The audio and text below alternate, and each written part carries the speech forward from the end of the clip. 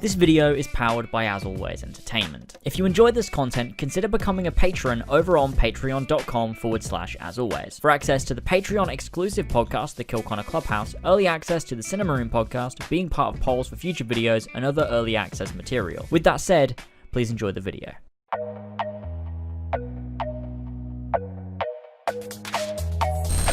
One of my oldest topics from back in the day was which Assassin's Creed game is the best. A list ranking from worst to best, in my opinion. Yeah, my opinion. Not your opinion, my opinion. Oh, we've gone to a black screen? This really is like the old days. Hello? Hello? I've never really lingered here for long. Does this darkness just go on forever? Okay, let's just get back to the... Please let me know your thoughts on your lists in the comment section below. Please type paragraphs and paragraphs to your heart's content. I've done two of this video in the past. Once in 2015, just after the launch of Assassin's Creed Unity, and just after my channel had had the first growth spurt from 1,000 subscribers to nearly 10,000, and another time in 2016, just after the launch of Assassin's Creed Syndicate. I'll link both below if you're interested. Now, it's been almost 3 years since then. Even when I was a channel focused heavily on Assassin's Creed, I never thought to re-tackle this topic. Even when Origins released, I never decided to reorganize my list. Even when my opinions had changed greatly due to my reflection on the series, I never thought to reorganize my list. So I thought now might be the perfect time to revisit this topic and perhaps adapt it to other franchises in the future. And so without further ado, let us begin. This one is always somewhat controversial to state. People will accept Unity as your least favourite, or perhaps Syndicate, but whenever I tell people Assassin's Creed 3 is my least favourite, I'm normally met with a bit of confusion. I think to the average video game fan, Assassin's Creed 3 is one of the better games, and even amongst Assassin's Creed fans, Assassin's Creed 3 is seen as definitely one of the better games.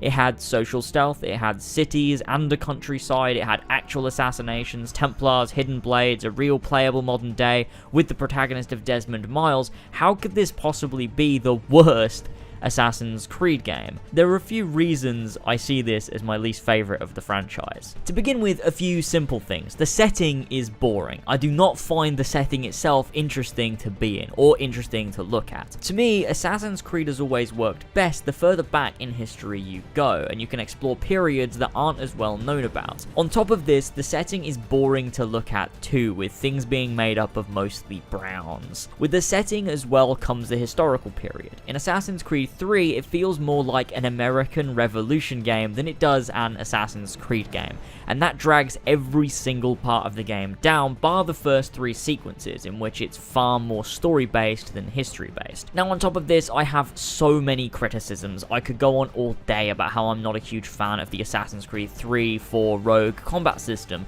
The mission structure can be incredibly tedious, the side characters are all worthless and uninteresting, but my 2 main issues are with the character of Connor and the modern day. To begin with, Connor is probably the most hated character in the Assassin's Creed fandom. However, because of this, he's also the most vocally defended character. Now, for most people, the issue is with their ability to not be able to relate to Connor, or how Connor is monotone and boring. They're all valid critiques, but they aren't really the issues that I have, at least not quite. Yes, Connor can be monotone in his speech, but the issue is more so with the writing of his character. Connor is written very poorly. He starts the game as a naive child looking to join the Assassins, protect his village, etc. And this works. I was fully on board with this and definitely felt I could relate to him. This is due to how he's written as a very noble and selfless child and teenager in the early stages. However, all of this is lost when he becomes an adult, because he's written in the exact same way. Only now he isn't a child, and he should no longer be this naive. But he is, and he continues to be every step of the way. Connor never changes, never adapts, and never grows as a person.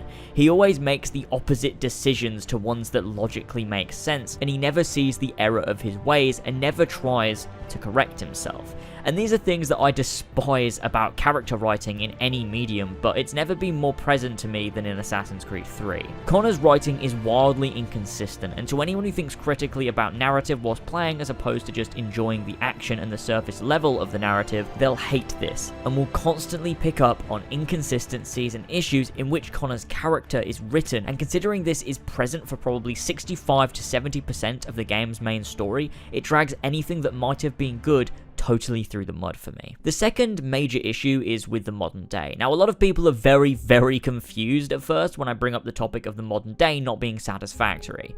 You're playing as Desmond, third person modern day, actual assassin missions. What is there not to like? Let me try to explain. Assassin's Creed 3 gives the illusion of a good modern day without delivering a good modern day. You play as Desmond, sure, but you aren't doing any of the things that made the modern day good. I never played the modern day of Assassin's Creed to do the same things my ancestor was doing, but reskinned to look modern. That defeats the purpose of the modern day. I played the modern day to enjoy the tonal shift between the ancestor plot and the modern day plot. It almost felt like playing two different games. I loved the character interaction, the friendly banter, the intriguing plot devices, the optional dialogue, the exploration of historical locations from the present day, and all of these things are near to non-existent in Assassin's Creed 3. Instead, it's just a copy and paste of what Connor does in the Animus, but as Desmond. I actually made a video on this a while back talking about how Brotherhood is the pinnacle of the Assassin's Creed modern day and why it truly hits the nail on the head as to what the modern day is meant to be. I'll link it below and on a card if you want to watch. Assassin's Creed 3 unfortunately misses all of these things, and for that, coupled with the points I raised before, that's why it's at number 11 on this list.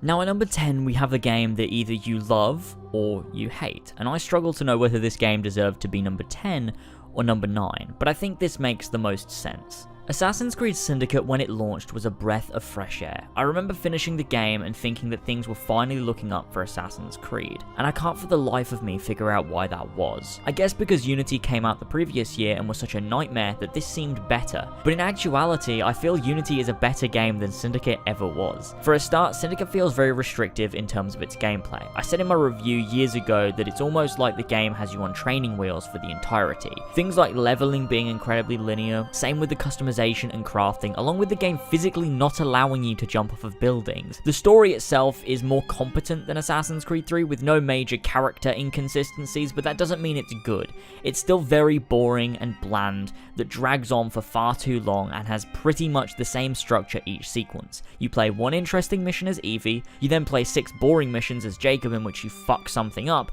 and then you play one more mission as Evie in which you have to fix up Jacob's mess. There's never any major obstacles to overcome, there's never any interesting plot devices, just very basic and very bare bones. On top of that, it treats the audience like morons, having huge title cards for historical figures when you just happen to bump into them onto the street, and this coupled with the very over-the-top characters makes Syndicate feel like a parody of the Assassin's Creed franchise. By having historical figures just coincidentally being everywhere, or having the pieces of Eden very present and working in the most generic ways possible, it makes it feel as if Syndicate was intended to be a mockery of their own franchise, a bit of a joke at their own expense, pointing out all of the silly things that happen in every single Assassin's Creed game. But no, this game is very serious, and I can't take it seriously. On top of that, the side quests and borough takeovers are repetitive and boring, just like the main story missions, and none of it is memorable. The rope launcher is another big issue, but people will tell you, oh, well, you had to have the rope launcher because the buildings are too far apart.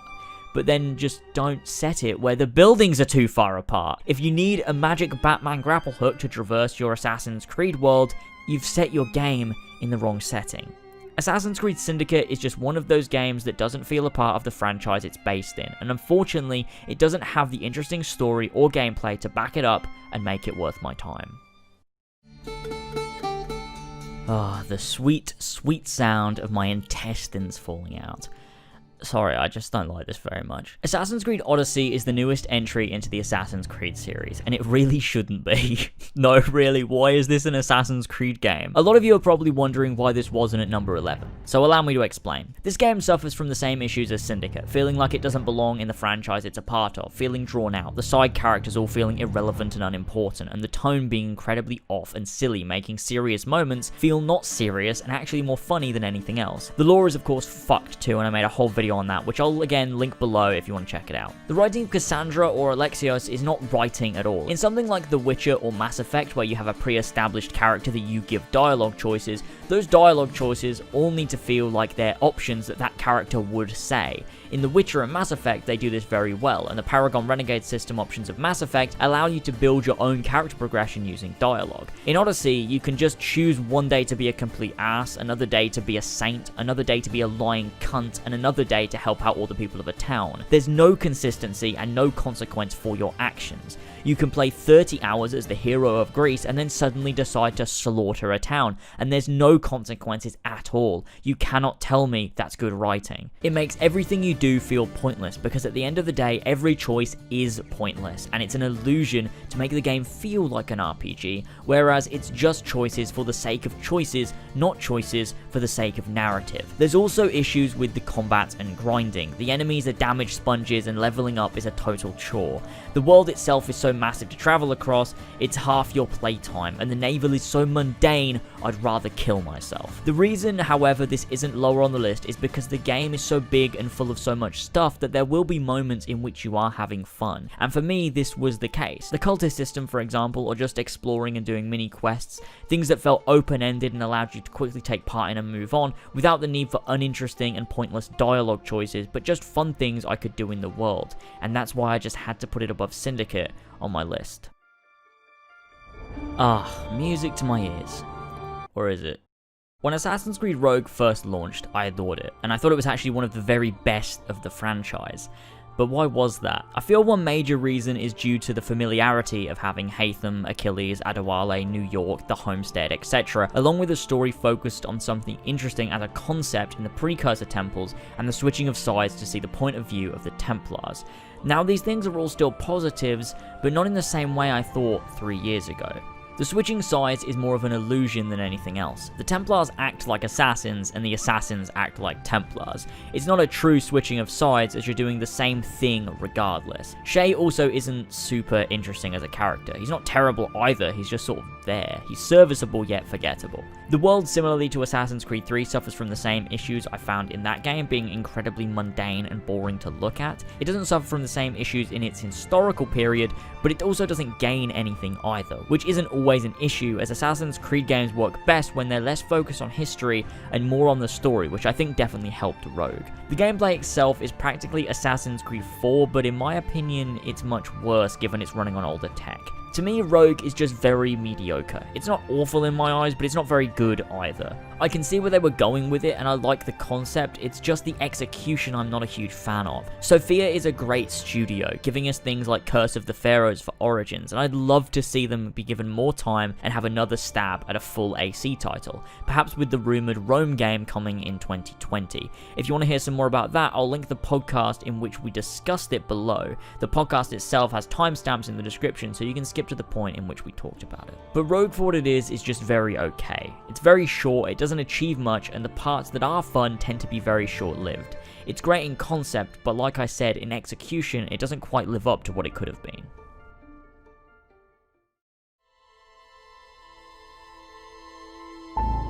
Once upon a time, this was my least favourite game. Perhaps not just in terms of Assassin's Creed, but perhaps my least favourite game of all time. A lot of the disappointment came from the very messy plot, which maybe had too many hands in the pot, causing it to feel quite incoherent and all over the place. The glitches that were prominent on day one, and just because you didn't experience them doesn't mean they weren't there.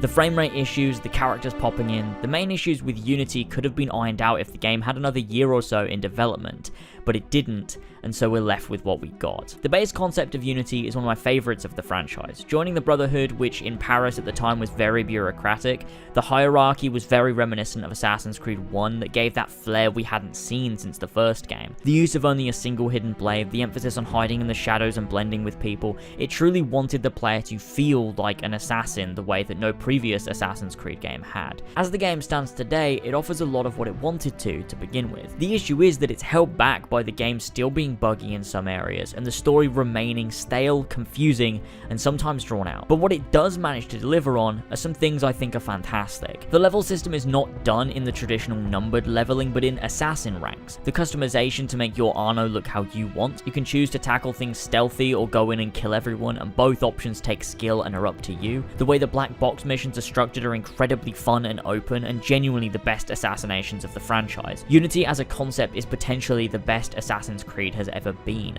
at least from the perspective of allowing you to feel like you are an assassin. In execution, however, you're left wanting. Although it delivers on some of these promises now the game is patched, it's still incredibly poor. The customization is extensive, but the items usually look awful, and so you end up looking like a mismatched mess. The story, like I said, is all over the place, and Arno can go from being interesting to being outright irritating. The love plotline was totally ballsed up from the very start, and the game just has this feel of slow, sluggish clunkiness to it that I can't shake. Despite all of this, the game offers a lot more in retrospect than I thought it did when it first launched, and although it doesn't live up to a lot of its predecessors, I think it deserves some credit, even if just for its vision.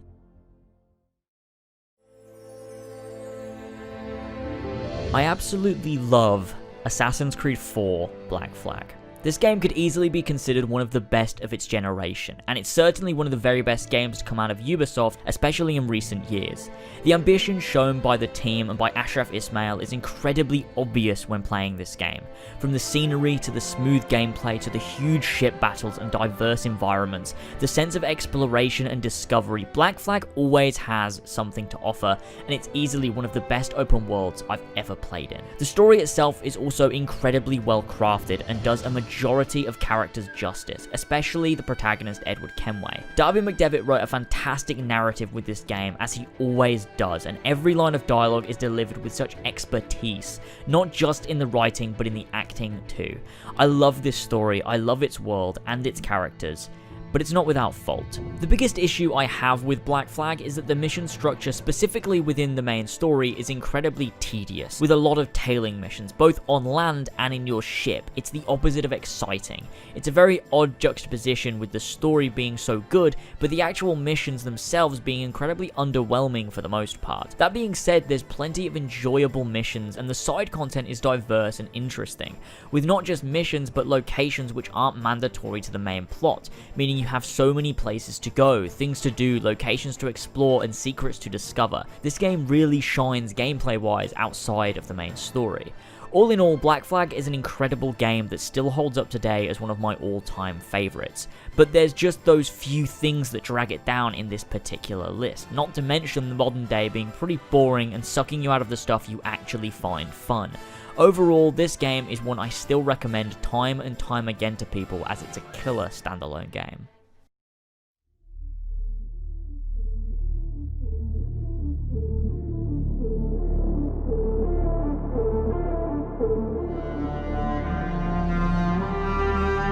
This rendition of Ezio's family is still one of my all-time favourites, probably due to the amount of emotional connection it conveys from Ezio to Bayek, allowing it to feel like a true, well-earned connection from this origin story to the roots of the franchise in Altair and Ezio's heavily entwined narrative. Origins was a breath of fresh air when it released back in 2017. We've been stuck with games like Assassin's Creed 3, Unity, Rogue, Syndicate, with only Black Flag being a memorably good experience, and getting to step into a game like Origins was breathtaking, especially from the perspective of where Assassin's Creed had been. Seeing the game be reinvented from the ground up, but still somewhat keep the core elements of its identity, was wonderfully done in some areas, and maybe not so well done in others. The removal of social stealth and the black box assassination missions are some of the things that still irk me about Origins, just because it took away major elements of what made Assassin's Creed Assassin's Creed.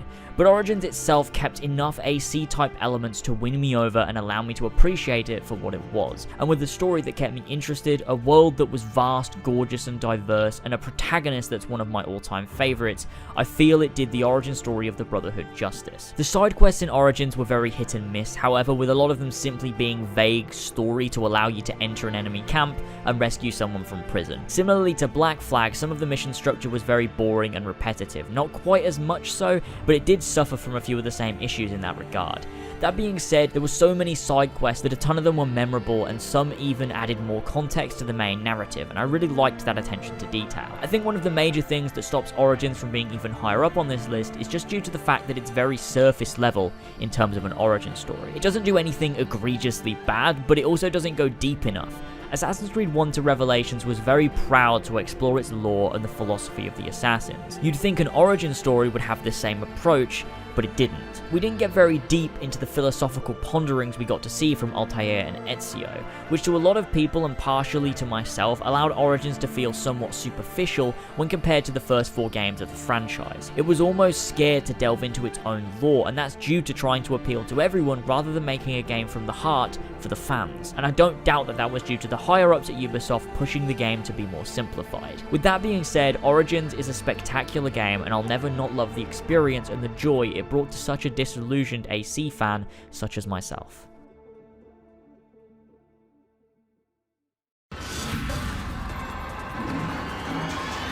Coming up on 12 years since the release, and this game still continues to hold a very special place in my heart. Whereas most people got into the Assassin's Creed franchise with Assassin's Creed 2, I've been with it from the very start. I remember seeing trailers for Assassin's Creed and just being so interested. The setting was something I loved, the combat with swords was something I'd never really seen, and the fact that you could fully explore these huge, old cities and walk the streets, climb any building, it truly blew me away. This was my very first game on that generation of consoles, and still to this day I'm impressed by the detail in some of the structures or the layout of the cities. The social stealth system was implemented so well, and very rarely do you encounter any bugs, and even then they're small. Assassin's Creed was the foundation of what became one of my favourite stories of all time. From Altair's subtle storytelling through dialogue and gameplay to Desmond's mysterious plot in his small chamber at Abstergo Industries.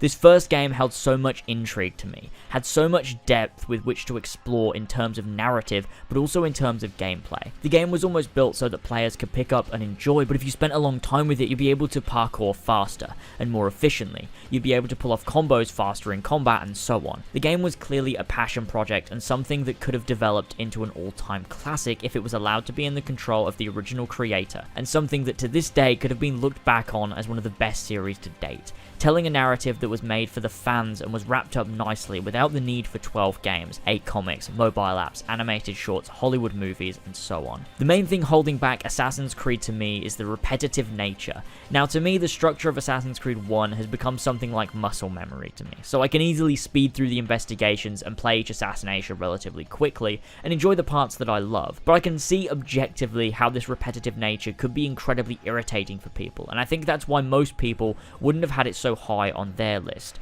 But for me, I think everything works so well so that I can overlook some of the repetitiveness of the gameplay and the linear nature of the story at times. Because to me, Assassin's Creed is very special. It was clearly a game made from the heart and made not for everyone, but made simply for people who wanted to like it. And it wasn't trying to please everyone. It didn't treat its audience like idiots, it was subtle in its storytelling, it was open with its gameplay, and it was trying to be its own thing. It was trying to be Assassin's Creed, rather than being every other popular game on the market. And that's what comes from creative developers like Patrice Désilets at the helm, and for those reasons, it's earned this spot on my list. Well, we're in the top 3 now, fellas. There's only 3 games left, but which order do I feel they deserve to be? Let's see.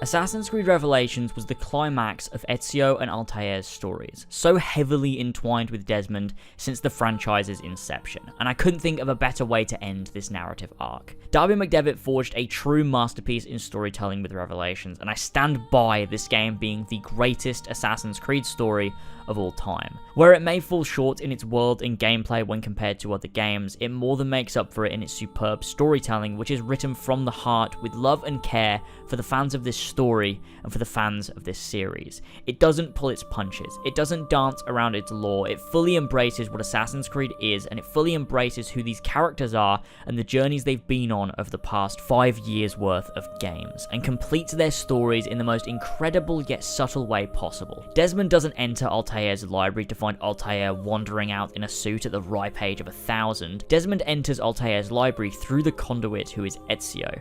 Ezio doesn't find Altair but finds his skeleton, which had been sitting there for hundreds of years. And although Desmond, Ezio and Altair are all hundreds of years apart from each other, through the subtlety in Darby's writing, through the shifts in music, and through the smart camera work, these 3 characters whose stories have been intrinsically linked since the first game in the series feel closer than ever, and you feel this sense of shared history and shared struggle, and even though none of the 3 really knew each other, you get this sense that they did, and that's all done not just by Darby's masterful writing, but the development development leading up to that moment due to the 3 games which came before it. For this moment alone, I could rank the game here, but there's so many other moments, from Ezio's letters to Claudia, the relationship between him and Sophia, the little cryptic moments between Subject 16 and Desmond, along with getting to play as Altair, seeing little snippets into his life, a character that was 4 years old at this point, and they still revisited him. Revelations is made how every game should be, how God of War was made, how Red Dead Redemption 2 was made. It embraces its past, embraces its lore, and uses those things to create a narrative that doesn't try to please everyone, but tries to please the people who have been invested in what came before it, and I hugely respect that. Revelations, however, of course, has some issues. Although the narrative is near perfection, there are some gameplay elements that drag it down. The world itself to me isn't as interesting as Rome, and the Assassin Templar storyline feels shoehorned in, which it probably was, given I'm certain Darby wanted to write about Altair's library, the Masyaf keys, along with Sophia and Ezio, but Ubisoft likely made him throw in some Templars to make it an epic action game too. The diversity in side quests that we saw in Brotherhood is also absent from this game, and the tower defense, although I find any form of tower defense fun, it's tedious and I don't really see why it was in the game. All in all, Revelations is a brilliant game to me, and replaying it is always a delight, despite its flaws. Now for the top 2. I feel as though you all might know in which order these will go, but it might come as a shock.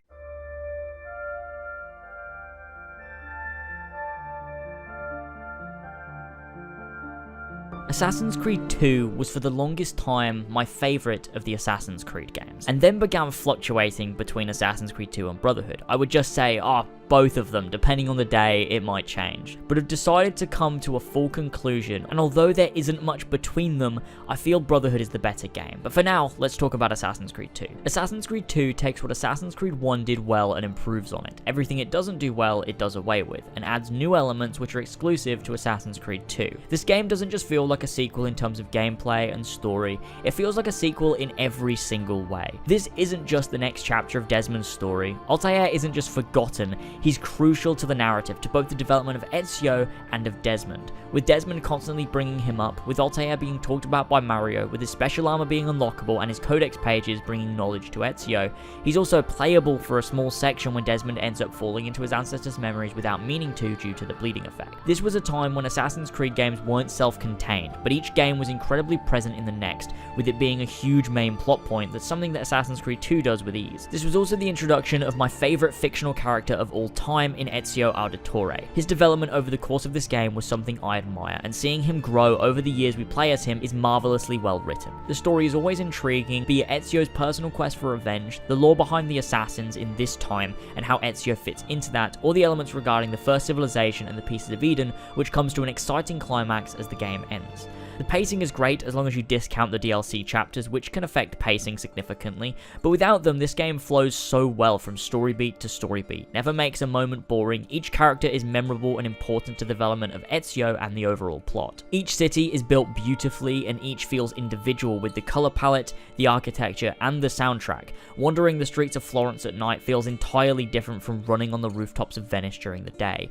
and these small things make it all the more convincing. Side content in this game is fine, it's serviceable, but beyond the assassin tombs there's nothing really too memorable. Just races, beat up events and minor assassinations. I feel this is where the game can fall slightly below the rest of the game's average. Similarly to the first game, the open world can feel very linear at times, with the best parts being the story missions and not a lot of that being shared to the side content. Assassin's Creed 2 will forever be one of my all-time favourite games, and it did something that not a lot of games these days can pull off in terms of a sequel, especially from Ubisoft. Keeping everything tonally consistent, the story relevant, and the lore interesting. Assassin's Creed 2 was, and still is to me, a masterpiece.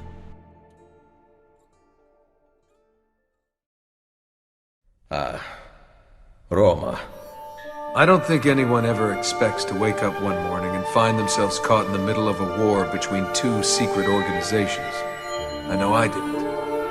But here I am. On one side are the Templars. I know you're there, Ezio! The Pope told me about you and your little group of assassins. They won't stop until every single one of us serves them. Literally. Fighting against them are the assassins. The liberation of Roma has begun. If you choose to flee, do so now. But if you choose to fight, stand with me against the Borgia. a group dedicated to safeguarding humanity's free will. Lesh, Wakan Motlak, Kulun Mumkin. The wisdom of our creed is revealed through these words. Our belief in humanity rests at the heart of the Assassin Brotherhood.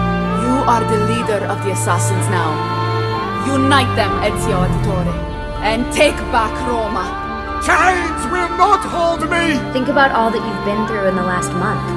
74 days is a long time. What if I can't stop the visions?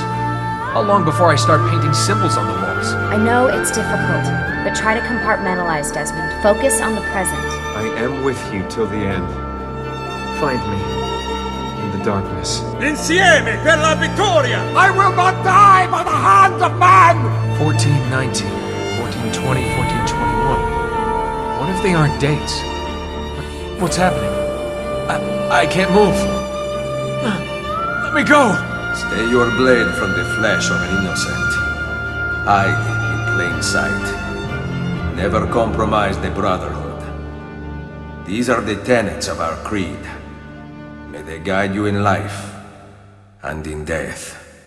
Assassin's Creed Brotherhood is the best Assassin's Creed game. Let me try to explain why. Assassin's Creed Brotherhood understands perfectly what an Assassin's Creed game needs, and also what a fun open world needs. For a start, the open world is now seamless. It doesn't have loading screens to connect multiple cities. It has one big open world with different regions that vary in landscape, allowing the difference in scenery, but without the need for constantly loading new areas and slowing down player immersion and exploration. It fills this open world with activities for the player to do, either things which complement the story with assassination contracts, assassin recruits to acquire, Borgia towers to destroy, and Leonardo's inventions to track down and destroy, but also with missions that contain their own small narrative, such as the Copernicus conspiracy or the Abstergo agent side missions. On top of this, you have the Thieves questlines, the Courtesans questlines, and the Mercenary questlines. All of these work well to flesh out the open world, the story, and the characters, meaning they've understood what an open world needs in order to be enjoyable to explore and interesting to be in. On top of this, they also nail what an Assassin's Creed game is. They don't compromise the integrity of the story and the brand to make the open world fun.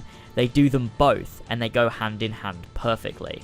Ezio's story in this game is a very subtle one, and if you want to know more about exactly how well it's written, check out my video essay on Ezio Auditore and why he's my favourite character of all time. I'll link it below. Subtlety is key to Assassin's Creed. It was heavily present in Assassin's Creed 1 and 2 and Revelations. Brotherhood does it perfectly as well, allowing character growth to not be shoved in your face, but subtly done through shifts in dialogue. On top of this, the Assassin's philosophy and ideologies are woven throughout Ezio's actions as he builds the Brotherhood. Again, not shying away from their own lore and instead embracing it for story reasons to great effect. Another part of this is the modern day. The modern day in Brotherhood is peak Assassin's Creed modern day. You cannot do better than they did here. They fully understood what the modern day was meant to be and delivered on it perfectly. The tone is entirely different from Ezio as it is to Desmond. The gang in the modern day have a brilliant dynamic and every interaction is fantastic. On top of this, they have the genuinely interesting narrative which carried over from Assassin's Creed 2, with the warnings for the end of the world along with Abstergo looking for them, giving everything a sense of urgency. The structure to this modern day is very carefully crafted. You play 20 minutes at the start and 20 minutes at the end, and that's all that's mandatory. Other than that, you can play as Ezio uninterrupted for the whole game. But if you're interested in learning more about the story, more about the characters and so on, you can leave the Animus at any point. Talk to people, find mysteries with Eagle Vision, read emails, explore Monteriggioni in the modern day, or find Subject 16 messages from within the Animus. The duality of the two is so fantastically done, and it's something I didn't properly admire until very recently. From a gameplay perspective, there isn't much filler in Brotherhood. The main story is always to the point. There's near to no padding in this game, and every mission feels necessary and interesting, and fun above all else. It also always focuses on key Assassin's Creed traits, such as social stealth, assassinations, protecting people, etc. You always feel like an assassin in Brotherhood. The combat, the customization, the economics and upgrades are all much improved from Assassin's Creed 2 as well. Everything feels like a genuine step up in every single way. I'll always look to Brotherhood as a shining example of what makes Assassin's Creed the best that it can be. From the story and characters to the open world and quest structure, this game offers it all. It's an Assassin's Creed game made for Assassin's Creed fans. I'd love to see this perfectly balanced structure and approach taken on board for the future of the franchise. We all know it won't be, and Ubisoft continues to copy others, but I'd love to see what they did with Brotherhood done again. Show us you still know what Assassin's Creed is, and let that shine. Thanks so much to everyone for watching. Let me know your lists in the comment section below, it'd be interesting to read. Be sure to like and subscribe as well to support the channel. Don't forget to check out other videos that I've linked below that connect somewhat to this one. I'm sure you'll find them all interesting in one way or another. Thanks ever so much, everybody, and I'll see you all in the next one.